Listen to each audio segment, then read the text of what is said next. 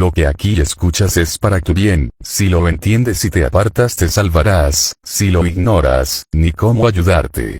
¿Estamos de acuerdo que estar bajo la influencia del alcohol es estar ebrio? ¿Y estar bajo la influencia de alguna enfermedad es estar enfermo? ¿O estar bajo la influencia de la religión imperante es ser esclavo de esta? Si has contestado afirmativamente significa que sí lo entendiste, de lo contrario, vuélvelo a escuchar. En el año 64, antes de la era cristiana, las tropas romanas de Pompeyo, se lanzaron a la conquista de Jerusalén, que quedó anexada al Imperio Romano y como provincia de Judea. A partir de ese tiempo el pueblo del Todopoderoso tendría que someterse a las fuerzas militares, políticas, económicas, y aún religiosas de Roma. El Sanedrín, grupo santo del pueblo del Todopoderoso, quedó bajo la imposición y supervisión del gobernador romano. El Cohen Gadol, o sea, el sumo sacerdote, comenzó a ser designado por el gobernador de Roma, en este caso, Herodes. La vida religiosa pasó a ser practicada bajo la supervisión del gobernador romano, obviamente separada de las leyes del Eterno. Por esto Yeshua decía, pues en vano me honran, enseñando como doctrinas mandamientos de hombres. Marcos 7:7.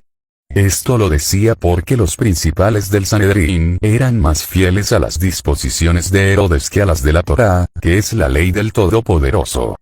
Con la destrucción del templo de Jerusalén, año 70, el control total de la religión pasó a ser de Roma. Con la destrucción de Jerusalén y su templo, empezó el trabajo de tratar de borrar del mapa a los judíos y todos sus simpatizantes. Roma se apoderó de las escrituras sagradas y las empezó a manejar a su libre capricho. Comenzó a añadir sus estilos de creencia y a quitar o a cambiar lo que no iba de acuerdo a las suyas. Fue así que recopiló todo en un solo tomo llamado la Biblia, pero dicho tomo fue arreglado para favorecer la teología romana.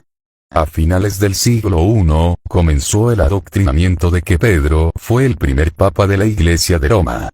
La Iglesia de Roma cambiaba de la Mater Ecclesia a la Santa Madre Iglesia Católica Apostólica Romana. Con el supuesto apostolado se hizo Iglesia Cristiana, madre de todas las iglesias cristianas también llamadas iglesias protestantes. Apocalipsis 17, 1-6. Por esta razón casi todas las doctrinas de dichas iglesias distan mucho de lo que dicen las escrituras sagradas. Como podemos ver, no existen raíces hebreas del cristianismo, sus raíces son católicas y nada más. ¿Y dónde está el porqué de tolerar todas estas mentiras y herejías? Es porque les han metido la herejía de que tienen un Dios que les da todo sin merecerlo. Eso y la herejía de que, por estar bajo la gracia, ya no es necesario obedecer las leyes del Eterno. No se dan cuenta que por desobedecer los mandamientos se perdieron las 10 tribus de Israel. Ignoran que Satanás no para de su intento y usa cualquier método para lograrlo. Es triste, y aunque no le guste a alguien, el cristianismo es ignorante de las verdades del Mesías. Todos los cristianos son los más ignorantes de las verdades bíblicas. ¿Es de origen judío el cristianismo? No. Como ya vimos, su origen es 100% católico romano. Sígueme para más contenido. Hasta pronto.